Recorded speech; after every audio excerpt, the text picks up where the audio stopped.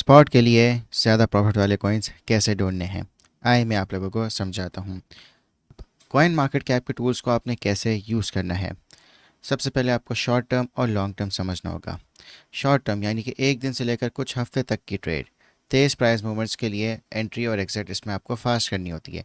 Long term यानी 6 महीने से लेकर 2 से 3 साल तक का होल्डिंग के लिए।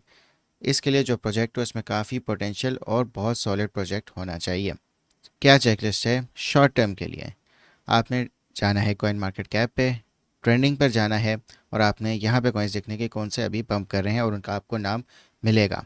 सबसे पहला रूल, कभी भी टॉप पर एंट्री मत लेना, हमेशा चार्ट को चेक करना। दूसरा तरीका ये कि आपने जाना है टॉप गेनर्स और लूजर्स में। टॉप गेनर्स में आपने देखने के कौन से कॉइन्स 20% तक पंप हो गए, तो ये हाई मूवमेंट कॉइन्स में आएगा और ये आप शॉर्ट टर्म के लिए इसमें ट्रेड कर सकते हैं। फिर आपने जाके वॉल्यूम देखनी है। कॉइन मार्केट कैप पे वॉल्यूम का पेज है, वहाँ पे जाएंगे तो आपको वॉल्यूम नज़र आएगी। तो अब हाई वॉल्यूम का मतलब है कि इसमें ज़्यादा लोग ट्रेड कर रहे हैं। लो वॉल्यूम यानी कि वो रिस्की होगा। फिर आपने उस कॉइन का जाके नाम सर्च करना है ट्विटर पे, तो आपको नज़र आएगा कि क्या लोग उसकी बात कर रहे हैं, क्या लोग फोमो में है, क्या यह एक्चुअल न्यूज़ है इस कॉइन के पीछे। फिर आपने एग्जिट पॉइंट भी डिसाइड करना है एंट्री से पहले, कि आपका क्या प्रॉफिट होगा और कहाँ पे आपका लॉस कट होना है। अब क्या चेकलिस्ट है लॉन्ग टर्म के लिए? मार्केट कैप आपने देखना है फिल्टर यूज़ करके 50 मिलियन से $1 बिलियन की रेंज में।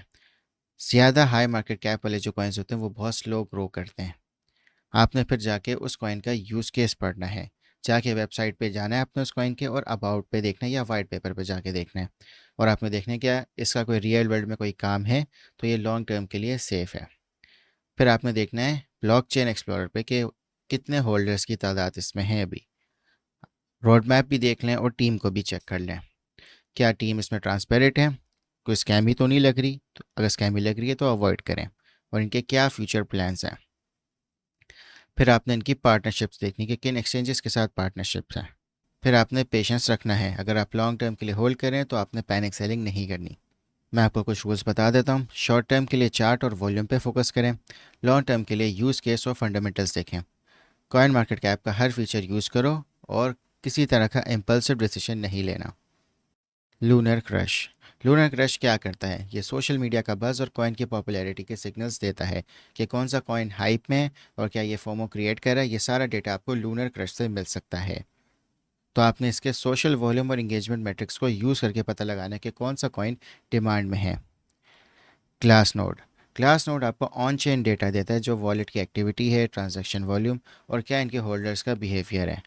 लॉन्ग टर्म के लिए अगर आपने देखना है कोई कॉइन को, तो आपने देखना है कि इसके ज़्यादा होल्डर्स हैं, तो इसका मतलब है कि प्रोजेक्ट स्ट्रॉन्ग है। Tax tools. टेक्स टूल्स जो टोकन है उसका लाइव डेटा और एनालिसिस देता है, क्या ये वेल्स इनको ट्रेड कर रही हैं, क्या लिक्विडिटी है। तो आपने लिक्विडिटी और वॉल्यूम को दोनों को देखना है यहाँ पे। क्रिप्टो क्वांट, ये आपको इन्फॉर्मेशन देता है एक्सचेंज के इनफ्लोज, आउटफ्लोज और माइनर्स की एक्टिविटी। एक्सचेंज के जो इनफ्लो स्पाइक्स, इसका मतलब है कि यहाँ पे ज़्यादा सेलिंग प्रेशर है, तो आपने ऐसे कॉइन्स को अवॉइड करना है। नैनसन। नैनसन आपको स्मार्ट मनी वॉलेट्स और वेल्स का डेटा बताता है। ये बता सकते हैं कि बड़े इन्वेस्टर्स कौन से कॉइन को बाय कर रहे हैं। तो वेल्स के बिहेवियर को अगर आपने एनालाइज करना है तो आप यहाँ से लॉन्ग टर्म के जेम्स ढूंढ सकते हैं।